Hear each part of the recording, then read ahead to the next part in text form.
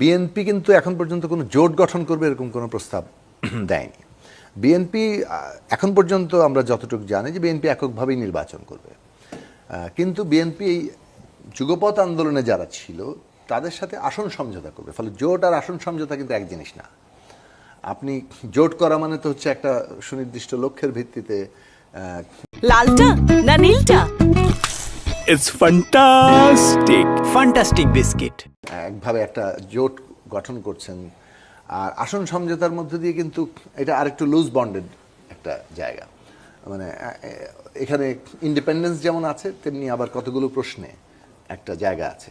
সেই ক্ষেত্রে আমরা যেটা মনে করি যে এই যে জাতীয় কর্তব্যের কথাটা বললাম, ওইটাই আসন সমঝোতার ভিত্তি, যে আমরা এই জাতীয় কর্তব্যটা একসাথে করতে চাই। এবং বিএনপির ভারপ্রাপ্ত চেয়ারম্যান জনাব তারেক রহমান কিন্তু আগে থেকে এই কথাটা পরিষ্কার করেছেন যে যুগপৎ ধারাবাহিকতায় রাষ্ট্রের এই যে মেরামত তাদের ভাষায় সেটা তারা করবেন এবং সেটা তারা একসাথেই করতে চান। সেক্ষেত্রে সংসদ, ইভেন সরকার পর্যন্ত তারা একসাথে যেতে চান, এটা তাদের দিক থেকে কিন্তু কল।